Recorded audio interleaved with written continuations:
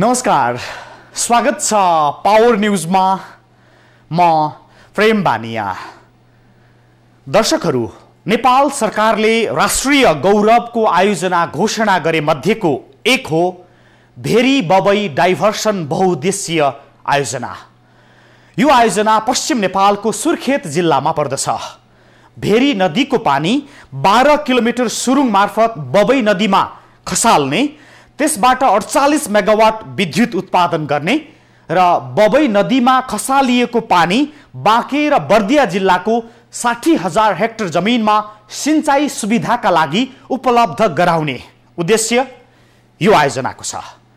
यसका लागि भेरी र बबई नदीमा पर्ने चुरे पर्वतमा 12 किलोमिटर लामो सुरुङ खन्न टनल बोरिङ मसिन अर्थात् TBM प्रविधिको प्रयोग गरिने सरकारले उल्लेख गरेको छ र नेपाल सरकारले आफ्नै लगानीमा निर्माण गर्न लागेको यो बहुउद्देश्यीय आयोजनाका लागि China overseas engineering group company limited कोभेकलाई करिब 10.5 अर्बमा ठेक्का दिने तयारी अन्तिम चरणमा पुर्याइएको छ र कोभेकलाई सिंचाई विभागले आशय पत्र अर्थात् लेटर अफ इन्टेन्ट पठाइसकेको छ। यसपछि अब करिब 2 महिनामा आयोजना निर्माणका लागि सहमति पत्रमा हस्ताक्षर भइसक्ने सिंचाई विभागका महानिर्देशक माधव बेलबासेले जानकारी दिएका छन्। तर यहाँ आश्चर्य के छ भने भेरी बबईको ठेक्का दिन लागिएको कम्पनी कोभेक एउटा त्यस्तो बदनाम कम्पनी हो जसले संसारका धेरै देशमा ठेक्का पाएर पनि काम नगरेको, कारबाहीमा परेको र कतिपय देशमा कालो सूचीमा परेको धब्बा उसलाई लागेको छ। त्यसमा पनि TBM अर्थात् टनल बोरिङ मसिन प्रविधि प्रयोग गरेर निर्माण गर्न लागिएको भेरी बबईमा TBM बारे एक रति पनि अनुभव नभएको कम्पनीलाई जिम्मा दिन लाग्नु अचम्मकै विषय भएबाट आज हामी बोल्नु परेको हो। नेपाल सरकारले आफ्नै लगानीमा निर्माण गर्न लागेको भेरी बबई बहुउद्देश्यीय परियोजना निर्माणको प्रक्रिया यति बेला करिब अन्तिम चरणमा पुगेको छ। सरकारले करिब 12 अर्ब रुपियाँको लागत अनुमान गरेको यस परियोजना निर्माणका लागि 8 वटा कम्पनी प्रारम्भिक छनौटमा परेका थिए, जसमध्ये चाइना रेलवेज इन्जिनियरिङ कर्पोरेसन अन्तर्गत China overseas engineering group company limited कोभेकलाई करिब 10.5 अर्बमा यस परियोजनाको ठेक्का दिन लागिएको छ। प्रारम्भिक छनौटमा परेका 8 कम्पनी मध्ये सबैभन्दा कम अर्थात् करिब 10.5 अर्बमा निर्माण गर्ने कबुल गरेको चिनिया कम्पनी कोभेकलाई सिंचाई विभागले आशय पत्र अर्थात् लेटर अफ इन्टेन्ट पठाइसकेको छ। लेटर अफ इन्टेन्ट पठाएपछि अब करिब 2 महिनामा आयोजना निर्माणका लागि सहमति पत्रमा हस्ताक्षर गरिने भनाइ छ सिंचाई विभागका महानिर्देशक माधव बेलबासेको। अब हामी चाहिँ अलमोस्ट चाहिँ लेटर अफ एक्सेप्टेन्स जारी गर्ने अवस्थामा छौँ। त्यसपछि चाहिँ 15 दिन को समय हुनेछ त्यो लेटर अफ एक्सेप्टेन्स जारी गरेपछि र उहाँहरूले चाहिँ पर्फर्मेन्स ग्यारेन्टी ल्याउनु हुनेछ।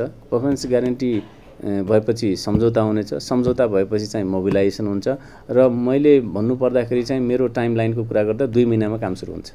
सिंचाई विभागले सन् 2012 बाट यस परियोजना निर्माणका लागि काम थालेको थियो। अघिल्लो 2 पटकको बोलपत्र आह्वानमा सरकारले अनुमान गरे भन्दा धेरै रकम माग भएपछि बोलपत्र नै रद्द गरिएको थियो।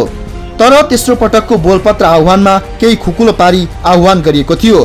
बोलपत्र माग गर्दा TBM प्रणालीबाट स्वदेशमा कम्तीमा 10 किलोमिटर वा विदेशमा कम्तीमा 5 किलोमिटर सुरुङ खनेको कम्पनी हुनुपर्ने उल्लेख गरिएको थियो। तर चीनको कोभेक कम्पनीसँग त्यस्तो अनुभव नभए पनि भेरी बबई परियोजना भने यस कम्पनीलाई नै छनौट गरिएको छ र अबको करिब 2 महिनामा सहमति पत्रमा हस्ताक्षरको तयारी भइरहेको छ।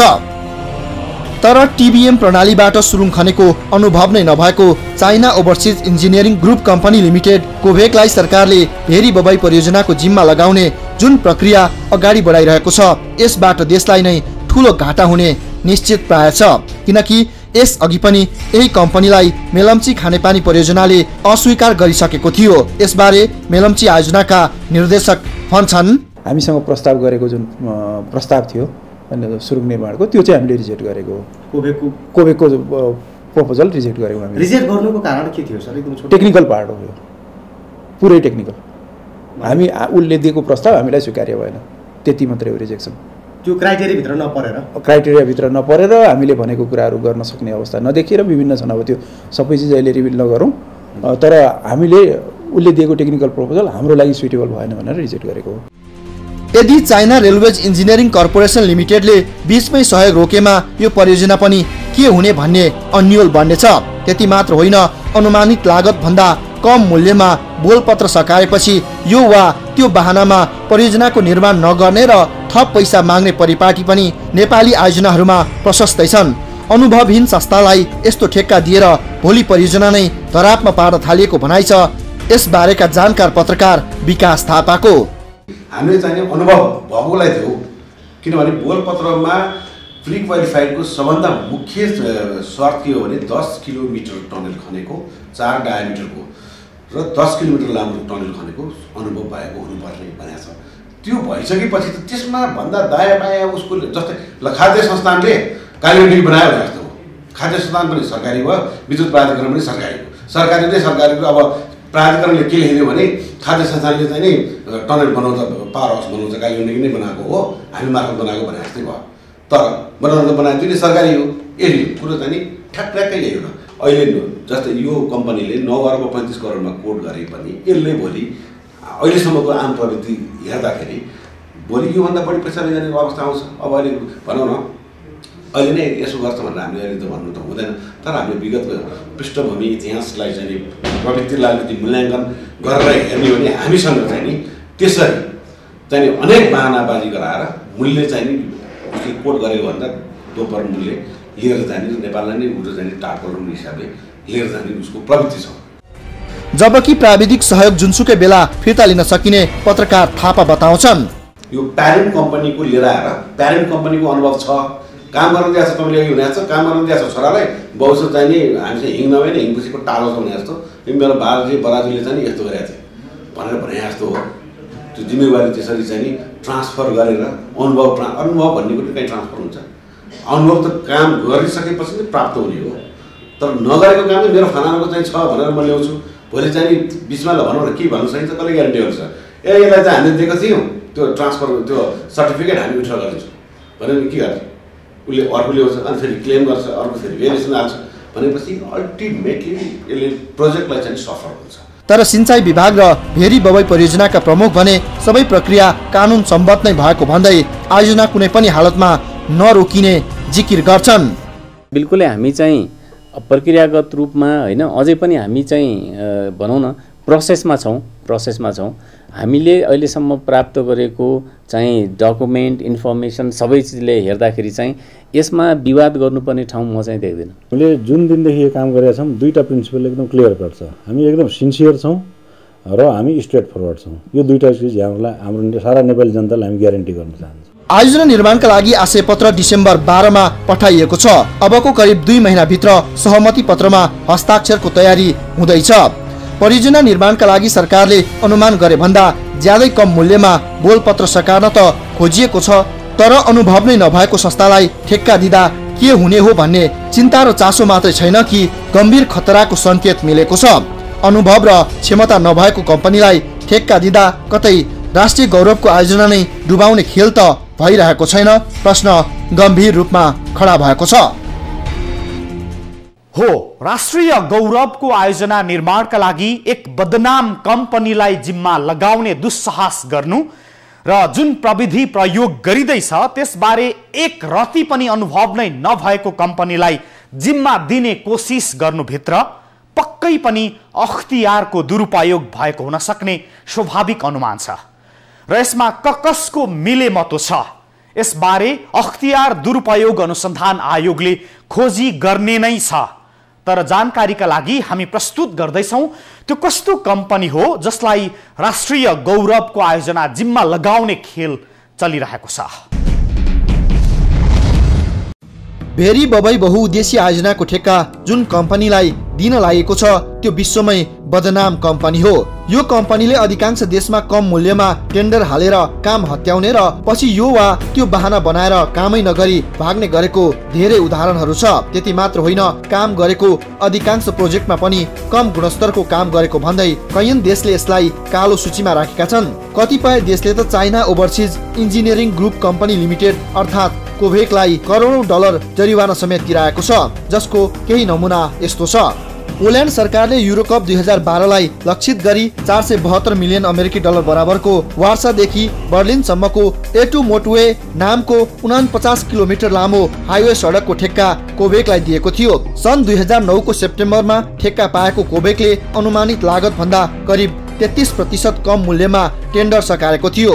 पोल्यान्ड सरकारले यसको अनुमानित लागत करिब 660 मिलियन राखेको थियो। ठेक्का पाएर पनि काम थालेपछि सन् 2010 मा मजदुरलाई उचालेर यो कम्पनीले आन्दोलन समेत गर्न लगाएको थियो। निर्माण वस्तुको मूल्य बढेको, मजदुरको तलब बढाउनु परेको र समयमै रकम निकासा नगरेको आरोप लगाउँदै कोभेकले थप रकम मागेपछि पोल्यान्ड सरकारले थप रकम नदिई कोभेकलाई बर्खास्त गरेको थियो। त्यसपछि कामै नगरी त्यहाँबाट भागेको कोभेकलाई पोल्यान्ड सरकारले 270 मिलियन अमेरिकी डलर जरिवाना तोकेको छ र त्यो अहिलेसम्म उसले तिरेको छैन।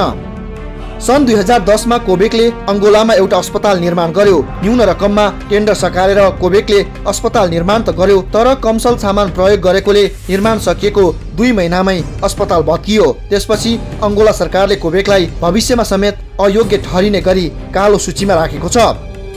चाइनिज कम्पनी कोभेकले सन् 2011 मा फिजीमा पनि सडक निर्माणको ठेक्का लिएको थियो। पोल्यान्डमा जस्तै फिजीमा पनि त्यो कम्पनीले अनुमानित लागत मूल्य भन्दा कम रकममा टेन्डर कबूल गर्यो र ठेक्का हात पार्यो। तर यहाँ पनि कम्पनीले समयमै काम पूरा गर्न सकेन र यो वा त्यो बहाना गर्दै उम्किन खोज्यो। कोभेकले सामान महँगो भएको भन्दै रेडिमेड भनाइ राख्दै थप रकम माग्यो, तर काम नगर्ने तर थप रकम पनि माग्ने कम्पनीलाई फिजी सरकारले बर्खास्त गर्दै 35 मिलियन अमेरिकी डलर जरिवाना तोक्यो। सरकारले बर्खास्त गरेपछि यो कम्पनीले हालसम्म पनि जरिवाना नतिरी फिजी सरकारको कालो सूचीमा समावेश भएको छ।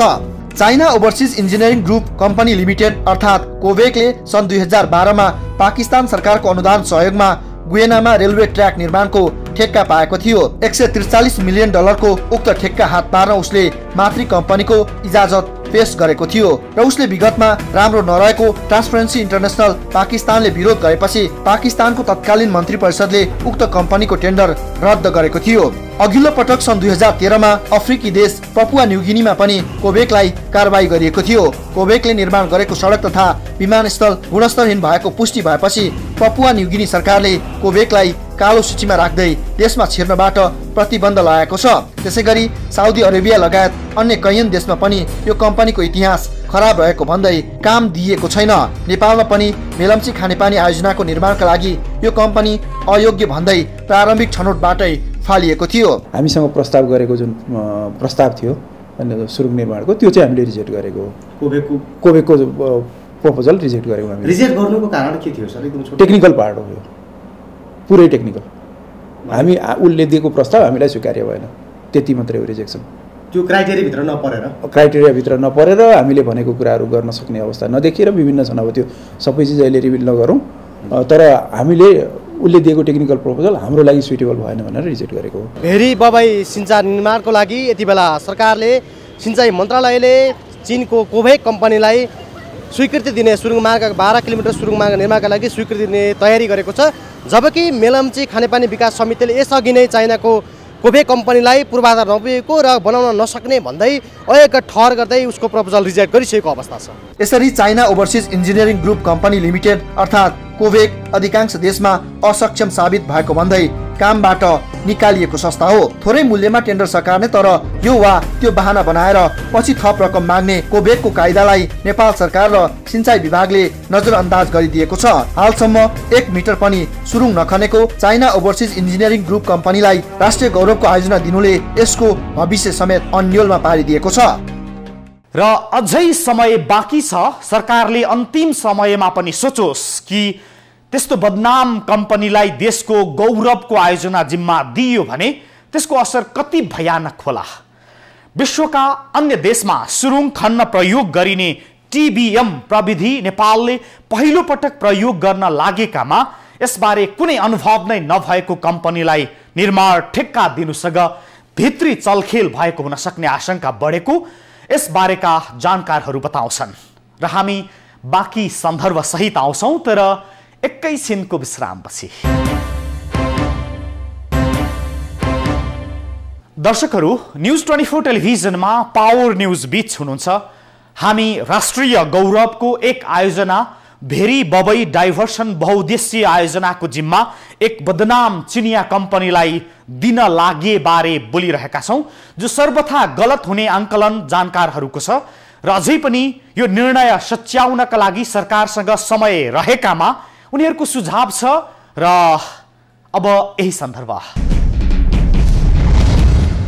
अहिले जसरी जुन अवस्थामा चिनिया कम्पनी China overseas engineering group company limited कोभेकलाई भेरी बबईको ठेक्का दिन लागि छ, यो कालान्तरमा मेलम्ची भन्दा पनि थप भयङ्कर बन्ने खतरा बढ्दैछ। एक त कोभेकसँग टिबिएम प्रविधिबाट टनेल खनेको कुनै आधार र अनुभव छैन र यसको इतिहासले पनि यसको साख कहाँ छ भन्ने स्पष्ट पारेको छ। जुन जुन नामले आए पनि यो कम्पनी पनि चाइना रेलवेज अन्तर्गतकै एक कम्पनी भएको जिकिर छ पत्रकार विकास थापाको। उसले चाहिने के सर्टिफिकेट युज गर्यो भने मसँग टनल खनेको अनुभव नभए पनि मेरो प्यारेन्ट कम्पनी यानि कि चाइना रेलवे कम्पनीको चाहिँ सर्टिफिकेट उसले युज गर्यो। जबकि चाइना रेलवे कम्पनी अन्तर्गत 46वटा सब्सिडियरी कम्पनीहरू छन्, तीमध्ये कुन हो भनेपछि कुरा चाहिँ के रहेछ भने यसको parent company China railway company अन्तर्गतका सबै कम्पनी यसका कम्पनी भनेपछि यो एउटै किताबमा आयो। यो एउटै कुरा चाहिँ नि घुमाइ फिराइ चाहिँ नि एउटै आयो, कुरा चाहिँ एउटै हुन आयो, फरक होइन। र यसलाई तपाईँको मेलम्चीको दोस्रो चोटि टनलको उसमा बिटमा पनि डिस्क्वालिफाइड भएको रहेछ, पछि त्यो पनि थाहा भयो होइन। त्यसले गर्दाखेरि चाहिँ एउटै कम्पनी हो। पहिले China railways construction corporation CRCC नामक संस्थाले मेलम्चीमा काम गरेको थियो, तर समयमै काम गर्न नसकेपछि CRCC मेलम्चीबाट भागेको थियो, जसका कारण मेलम्ची आयोजना 3 वर्ष पर धकेलियो भने राज्यलाई अरबौं नोक्सानी भयो। त्यति मात्रै होइन, नेपालकै बैंक अफ काठमाडौँ र हिमालयन बैंकलाई ग्यारेन्टी राखेर CRCCले काम गरे पनि काम नसकी भागेपछि यी दुई बैंकको ग्यारेन्टी बापतको पैसा पनि राष्ट्र बैंकले जफत गरेको छ। अहिले कोबेकले आफ्नो संस्था भन्दै चाइना रेलवेज इन्जिनियरिङ कर्पोरेसन अर्थात् CRECलाई अगाडि सारेको छ, तर CRCC र CREC एउटै कम्पनी भएको चर्चा चुलिएको छ, जबकि CRCCलाई नेपाल सरकारले पनि कालो सूचीमा राखेको छ। अहिले कोबेकले अनुमानित लागत मूल्य भन्दा करिब 15% कम रकममा निर्माण गर्ने कबल गरेको छ, तर ठेक्का हात पारेपछि यो वा त्यो बहाना बनाएर थप रकम माग्ने करिब पक्का नै छ। के 10.5 अर्बमै आयोजना सकिन्छ त भन्ने हाम्रो प्रश्नमा पनि सिंचाई विभागका महानिर्देशक र आयोजना प्रमुखले लागत बढ्न सक्ने प्रतिक्रिया दिए। विगत 3 वर्षको तयारीको क्रममा चाहिँ हामीले हुन सक्ने जति पनि चाहिँ डिफिकल्टिजहरू छन्, त्यहाँ हुने चाहिँ प्रब्लमहरू आउन सक्ने समस्याहरू छन्, ती सम्पूर्ण चिजलाई चाहिँ कन्ट्र्याक्टमा चाहिँ एड्रेस गर्ने कोसिस गरिएको छ। र हामीलाई के लाग्छ भन्दाखेरि हामीले पर्याप्त चाहिँ त्यहाँ चाहिँ आधारहरू खडा गरेका छौँ कि त्यहाँ आउने समस्याहरूलाई हामीले कन्ट्र्याक्चुअली नै एड्रेस गर्छौँ। यद्यपि टनल भनेको चाहिँ जतिसुकै इन्भेस्टिगेसन गरे पनि, जतिसुकै चाहिँ राम्रो प्रोजेक्ट प्रिपरेसन गरे पनि टनलमा अनसर्टेन्टिज भनेको यो जतिसुकै जान्ने मान्छेले पनि त्यो भन्न सक्दैन कि यो 100% चाहिँ प्रुफ छ भनेर चाहिँ भन्न सक्ने अवस्थै छैन। त्यस कारणले गर्दाखेरि एज अ प्रोफेसनल चाहिँ मैले खालि के भने एउटा इस्टिमेट गरेको छु, एउटा अध्ययन जुन चाहिँ अध्ययनका डेटाहरू छन् त्यसको आधारमा चाहिँ भन्न सक्ने अवस्था भनेको चाहिँ मैले जुन चाहिँ अथवा मेरो टिमले चाहिँ जुन एउटा तयारी गरेको छ, यो आयोजनालाई यति समयमा सक्छु भनेको छ, यति बजेटमा सक्छु भनेको छ, हाम्रो टार्गेट त पक्का पनि त्यही समयमा त्यही पैसाले सम्पन्न गर्ने नै हो। तर पनि टनलका केही अनसर्टेन्टिज हुन्छन्, त्यसलाई चाहिँ प्रोजेक्ट म्यानेजमेन्ट गर्ने क्रममा चाहिँ हामीले त्यसलाई चाहिँ सम्बोधन गर्नेछौँ र यसलाई चाहिँ समयमै सम्पन्न गर्नको लागि चाहिँ म त विश्वास छँदैछु होइन, अब यो सम्पन्न नै गर्छु भन्ने विश्वास छँदैछ। तर पनि अब यसमा केही चाहिँ अनसर्टेन्टिजहरूलाई पनि हामीले टाइमले एड्रेस गरेर अन्य प्रोजेक्टहरू जस्तो चाहिँ लिङ्गरिङ नहोस् भन्ने हाम्रो चाहिँ दृढ इच्छा विश्वास सबै छ। अहिलेको मोडर्न कन्ट्र्याक्ट म्यानेजमेन्टको प्रिन्सिपलमा कन्ट्र्याक्टर भनेको एउटा पार्टनर हो, अर्को इक्वल पार्टनर एम्प्लोयर हो है। त्यसो हुँदाखेरि अब यो कन्ट्र्याक्टरले मनमानी गरोस्, यहाँले उठाएको जति पनि कुरा त्यस्तो नहोस् भन्नको लागि मेरो विचारमा एम्प्लोयर पनि 50% रिस्पोन्सिबल छन्। म यहाँलाई के विश्वस्त गर्न चाहन्छु भने एटलिस्ट हामीले सिँचाइ विभागमा जे जस्तो कदम चालेको छौँ, हामी एज ए एम्प्लोयर हामीले सिन्सियरली काम गर्छौँ र त्यस्तो नौबत आउन दिँदैनौँ। त्यसमा हाम्रो एज ए पार्टनर हामीले खेल्नुपर्ने 50% रोल हामीले पक्कै खेल्छौँ र त्यति राम्रोसँग त्यो रोल राम्रोसँग खेल्यौँ भनेदेखि उसले गर्न सक्दैन भन्ने कुरामा म एकदम विश्वस्त छु। अन टप अफ द्याट अब मैले भित्र गएर के पर्छ भन्दाखेरि यो पार्टिकुलर कन्ट्र्याक्ट हामीले एवार्ड गर्दाखेरि उसले उसको प्राइस कतिको कम्पिटिटिभ छ भन्ने कुरामा नि हामीले धेरै निहालेर हेरेको हौँ होइन। उसले दिएको चाहिँ रेट्सहरू उसको टोटल कन्ट्र्याक्ट अमाउन्ट करिब 14.8 होइन 14.8% बिलो छ। अब त्यो बिलो चाहिँ कसरी चाहिँ के छ, कहीँ डिसब्यालेन्स छ कि भन्ने आस्पेक्टमा हामीले नितान्त केलाएर हेरेका छौँ। अब कुनै पनि कन्ट्र्याक्ट चाहिँ 100% पर्फेक्ट ब्यालेन्स सम्भव त हुँदैन। कहीँ न कहीँ एउटा कन्ट्र्याक्टरले आफ्नो सुविधाअनुसार आफ्नो एडभान्टेज अनुसार तलमा केही न केही चाहिँ गरेको हुन्छ। त्यो आस्पेक्टमा ज्यादै डिसब्यालेन्स छ कि भनेर पनि हामीले त्यो केलाएर हेरेको हौँ। तर म यहाँहरूलाई विश्वस्त गर्न चाहन्छु कि त्यस्तो डिसब्यालेन्स छैन र उसले चाहिँ प्रपोज गरेको बिड प्राइसमा यो काम उसले गर्न सक्छ भन्ने कुरामा हामीले फेयरली गुड डिग्रीमा चाहिँ हामी विभिन्न कारण देखाउँदै थप रकम मागेर दोब्बर मूल्य पुर्याउने हो कि भन्ने चिन्ता यति बेला सबैलाई भएको छ।